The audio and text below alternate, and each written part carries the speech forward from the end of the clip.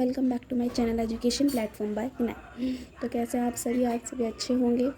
तो आज हम करने वाले हैं ट्रिग्नोमेट्री चैप्टर क्लास 10th का। ठीक है, आज हम सिर्फ फॉर्मूले पढ़ेंगे, उसके बाद हम इसके एक्सरसाइजेस करेंगे। ठीक है, तो आज हम सारे फॉर्मूले पढ़ने वाले हैं। क्या है फॉर्मूले, ये स्टार्ट करते हैं। देखिए फर्स्ट फॉर्म, सबसे पहले हम इस ट्राइंगल को समझ लेते हैं कि ट्राइंगल है क्या। ठीक है, तो ये ट्रायंगल में देखिए क्या है कि आपको यहाँ पे ये राइट एंगल ट्रायंगल है, इसमें ये 90 डिग्री का एंगल है। ठीक है, 90 डिग्री का एंगल में ठीक है आपको जो यही थी मुश्किल ना दे दो फटाफट कर दे दो। चौथी बार हो चुका ये, अब पांचवी बार है ये। पंखे में आवाज़ नहीं आती है। Hello, welcome back to my channel education platform by किनाई। तो कैसे आप सभी अच्छे होंगे। आज हम पढ़ने वाले हैं क्लास 10th का चैप्टर ट्रिग्नोमेट्री। ठीक है, आज हम इस वीडियो में सिर्फ फॉर्मूले पढ़ेंगे और नेक्स्ट वीडियो जो भी होगी उसमें एक्सरसाइजेस हम करेंगे। ठीक है, तो सबसे पहले स्टार्ट करने से पहले हम ये समझ लेते हैं कि ट्रायंगल है क्या और कैसा। ठीक है, तो ये ट्रायंगल आपको दे रखा है ABC। ठीक है, यहाँ पे हमारा क्या है 90 डिग्री का एंगल है, तो ये क्या है हमारा राइट एंगल ट्रायंगल है। क्या है, राइट एंगल ट्रायंगल। ओके, सो इस राइट एंगल ट्रायंगल में आपको तीन साइड्स दे रखी है A B and C, sorry 3 point दे रखे हैं A B एंड C। और साइड्स क्या है आपकी AB BC एंड CA या फिर AC। तो अब इनके भी अलग अलग नेम होते हैं। क्या होते हैं वो नेम, देखिए जो आपका AB है वो क्या कहलाता है, आपका बेस कहलाता है, जिसे हम B से रिप्रेजेंट कर सकते हैं। ऐसे ही BC है हमारा, वो क्या कहलाता है, परपेंडिकुलर कहलाता है, जिसे हम P से रिप्रेजेंट करते हैं। ऐसे ही हमारा AC जो है वो क्या कहलाता है, हाइपोटेनस कहलाता है, उसे हम H से रिप्रेजेंट करते हैं। सबसे लॉन्गेस्ट साइड क्या होती है हमारी, हाइपोटेनस ही होती है इसमें, जिसे हम H से रिप्रेजेंट करते हैं। आपने पढ़ा होगा कि हाइपोटेनस का स्क्वायर इक्वल्स टू परपेंडिकुलर का स्क्वायर प्लस बेस का स्क्वायर। ठीक है, ये 6 to 8 क्लास तक आ जाता है। ठीक है, इतना तो यही चीज़ें है इसमें। अब भी हम यहाँ पे ट्रिग्नोमेट्रिक रेशियोज़ के फॉर्मूले देखने वाले हैं कि कैसे कौन सा फॉर्मूला बना है। ठीक है, तो सबसे पहले हमारा साइन ए। साइन ए में क्या है, देखिए साइन ए क्या होता है, हम साइन ए जो होता है आपका क्या होगा, BC अपॉन AC या फिर ACA, जो भी आप कहना चाहो। तो क्या है ये, परपेंडिकुलर अपॉन हाइपोटेनस। क्या है, परपेंडिकुलर अपॉन हाइपोटेनस। कोसे क्या है, देखिए यहाँ पे AB अपॉन AC। ठीक है, AB अपॉन AC, तो AB क्या है हमारा बेस है, तो इसलिए B। AC क्या है हमारा H, हाइपोटेनस है तो H BH। ठीक है, tan A क्या है हमारा, देखिए tan A होगा हमारा BC अपॉन AB, मतलब perpendicular upon base, perpendicular upon base. ऐसे ही कोसेक जो है हमारा एक फॉर्मूला होता है। जो साइन है हमारा वो किस, साइन एंगल कोई भी हो सकता है, साइन जो है वो इन्वर्स होता है किसका, कोसेक A का। आप इसको चाहे ऐसे लिख सकते हैं, चाहे cosec A equals to 1 upon sine A, ये भी लिख सकते हैं, दोनों ही करेक्ट है। ठीक है, तो क्या है इसमें जो आपका ये साइन है वो क्या होता है, साइन और कोसेक एक दूसरे के इन्वर्सली प्रोपोर्शनल होते हैं। ठीक है, तो जो साइन की वैल्यू होगी वो उल्टी करके हम किसकी निकाल सकते हैं, कोसेक की निकाल सकते हैं। या फिर हम ये भी याद रख सकते हैं, कोसेक इक्वल्स टू क्या होगा, AC अपॉन BC, मतलब हाइपोटेनस अपॉन परपेंडिकुलर। आप नोटिस करेंगे, देखो ये जो हाइपोटेनस पहले नीचे था, ये क्या हो गया अब ऊपर, और परपेंडिकुलर नीचे। ठीक है, अब देखते हैं सेक। जैसे ये साइन होता है वैसे ही कोस होता है। जो कोस है हमारा, कोस है वो इन्वर्सली प्रोपोर्शनल होता है किसके, सेक A के, किसके, सेक A के। तो ऐसे ही देखो ये है, तो फॉर्मूला क्या होगा इसका, AC अपॉन AB, मतलब hypotenuse upon base, hypotenuse upon base. अब कोस का फॉर्मूला देखो, बेस अपॉन हाइपोटेनस, दोनों उल्टे हो गए। ठीक है, क्योंकि ये इन्वर्सली प्रोपोर्शनल। तो अगर आपने ये 3 लर्न कर लेना तो तीनों ये ऑटोमेटिक लर्न हो जाएंगे। उसके बाद है हमारा कोट ए। कोट ए क्या होता है, आप देखो जैसे ये आपको 2 इन्वर्सली बता दिया, ऐसे ही थर्ड वन होता है हमारा, क्या होता है, tan A equals to cot A.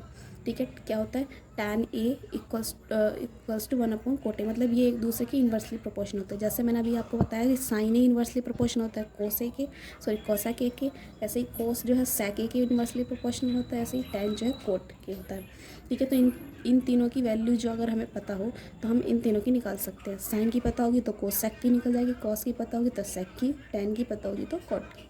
ठीक है, तो हमारा tan का फॉर्मूला क्या था, देखिए BC अपॉन AB, मतलब परपेंडिकुलर अपॉन बेस। हमारा कोट का क्या होगा, देखिए BC आपका क्या है, परपेंडिकुलर। ठीक है, ये रहा BC एंड AB, और AB बेस। तो हमने इसको क्या करा, उल्टा कर दिया, तो AB अपॉन BC। ठीक है, बेस अपॉन परपेंडिकुलर, देख रहे हैं आप, इसे उल्टा कर दिया। तो आपको सिंपली क्या करना है, साइन कोस और tan की वैल्यू याद रखनी है। जैसे ही आपने साइन कोस tan की वैल्यू याद कर ली तो आपको ये तीनों याद हो जाएगी। तो आपको एक फॉर्मूला होता है sine tan sorry sine cos and tan ये है। अच्छा आप इसको एक शॉर्ट ट्रिक है, शॉर्ट ट्रिक क्या है ये देख लेते हैं। इस शॉर्ट ट्रिक है साइन कॉस एंड टेन, ठीक है। तो शॉर्ट ट्रिक में यहाँ पे एक बार बता देते हैं आपको, देखिए ये है हमारी क्या होगा साइन कॉस टेन, ठीक है। ये 3 एंगल्स होते हैं, ये 3 एंगल हैं। इसमें क्या होगा हमारा कि हमें ये टेबल से बना देते हैं। ये जो टेबल है ये इजीली इससे लर्न कर सकते हैं। पंडित बद्री प्रसाद, मैंने फर्स्ट लेटर लिख दी, ठीक है। हर हर बोल, तो ये मैंने क्या करा है फर्स्ट लेटर लिख दिया। पी से क्या है आपका परपेंडिकुलर है, ठीक क्या है पी से परपेंडिकुलर।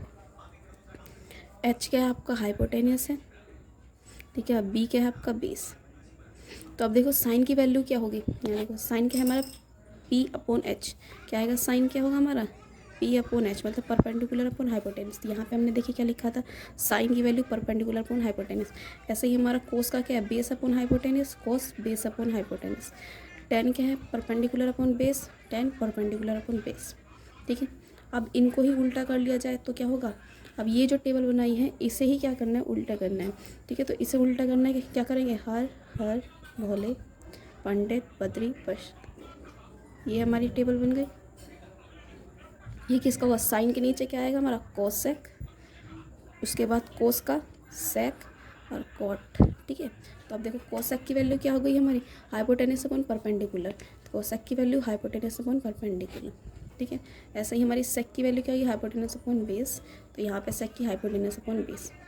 नेक्स्ट देखो क्या है कॉट है हमारा बेस अपॉन परपेंडिकुलर, यहाँ बेस अपॉन परपेंडिकुलर।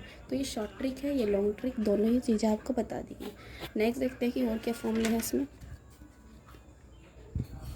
अब हमारी ये टेबल है, इसमें आपको एंगल्स के अकॉर्डिंग वैल्यू याद रखनी है। वैल्यू अगर आपने सेम वही है कि अगर आपने साइन कोस और टेन की वैल्यू लर्न कर ली तो कोसेक सेक और कोट की वैल्यू याद हो जाएगी। बस आपको 3 फॉर्मूले याद रखने हैं कि क्या थे वो फॉर्मूले, कि साइन जो है वो किसके इक्वल होगा 1 अपॉन कोसेक के, मतलब जो भी होगी साइन की वैल्यू वो इन्वर्स कर देंगे तो कोसेक की आ जाएगी। ऐसे ही कोस के क्या होगी, यहाँ पे थीटा लिख लेते हैं या ये जो भी आप लिखना चाहें, ठीक है। तो 1 अपॉन सेक थीटा, तो जो भी कोस की वैल्यू होगी उसको अगर इन्वर्स कर देंगे तो सेक की वैल्यू आ जाएगी। ऐसे ही कोट की वैल्यू है या टेन की वैल्यू है तो 1 अपॉन टेन हो जाएगा, टेन थीटा। यहाँ पे टेन का भी लिख देती हूँ, tan equals to 1 upon cot theta, ठीक है। तो ये चीज़ें याद रहेंगी तो अपने आप हो जाएगा। देखिए अब क्या है हमारा साइन, ये हमारे एंगल्स है 0 डिग्री 30 डिग्री 45 डिग्री, ठीक है। 60 डिग्री है 90 डिग्री, ये हमारे सारे क्या एंगल्स हैं। ये हमारे ट्रिग्नोमेट्रिक रेशियो है sine cos tan cosec sec and cot. अब साइन और एक ही जगह पे अगर हमारी 0 डिग्री हो, ठीक है, साइन 0 डिग्री हो तो उसकी वैल्यू क्या होगी 0। साइन 30 डिग्री हो तो 1 अपॉन 2, साइन 45 डिग्री हो तो 1 अपॉन √2, साइन 60 डिग्री हो तो 1√3/2, साइन 90 हो तो 1, ठीक है। आपको ये लर्न करना है। उसके बाद कोस 0 की वैल्यू 1, कोस 30 की वैल्यू √3/2, कोस 45 की वैल्यू 1/√2, कोस 60 की वैल्यू 1/2, कोस 90 की वैल्यू 0, टेन 0 मतलब 0 डिग्री की वैल्यू 0, टेन 30 की वैल्यू 1/√3, टेन 45 की वैल्यू 1, टेन 60 की वैल्यू √3, टेन 90 की वैल्यू इन्फिनाइट, ठीक है। अब ये जो है आपको पता है इन्वर्स है। पहले ये 3 समझ लेते हैं हम, ये 3 साइन कोस टेन क्या है। अब आपको ये फर्स्ट लाइन सिर्फ लर्न करनी है साइन वाली। जैसे ही ये साइन वाली लर्न हो गई ऑटोमेटिक कॉस वाली लर्न हो जाएगी। कैसे, अब देखिए जो आपका साइन है, अच्छा यहाँ पे फॉर्मूले थे कुछ, जो आपका टेन ए होता है, टेन होता है वो साइन अपॉन कोस के इक्वल होता है और कोट कोस अपॉन साइन के इक्वल होता है। ये 2 फॉर्मूले अभी यूज़ होंगे, ठीक है। तो याद रखना टेन ए जो होता है वो साइन अपॉन कोस होता है, कोट कोस अपॉन साइन होता है, ठीक है। तो अब क्या होगा, हमने ये लर्न कर लिए, ये लर्न हो गया हमें। उसके बाद क्या होगा, जो भी हमारी 90 की वैल्यू होगी कोस में, जो सॉरी साइन में जो हमारी 90 की वैल्यू होगी 1, वो कोस में उल्टी यहाँ पे आ जाएगी 0 की जगह, ठीक है। ऐसे यहाँ पे जो साइन 60 की वैल्यू होगी वो 30 की वैल्यू होगी किसकी, कोस ए की। ऐसे ही 45 की दोनों की सेम है साइन एंड कोस की। अब यहाँ पे क्या है हमारा 1/2 है साइन 30 की वैल्यू, तो वो कोस 60 की वैल्यू 1/2 हो जाएगी। ऐसे ही कोस 90 की वैल्यू क्या होगी, वो साइन 0 की इक्वल होगी। मतलब ये वाला जो टर्म है वो आपके कोने कोने से मल्टीप्लाई हो रही है और ये दोनों इन दोनों से बीच वाले सेम, ठीक है।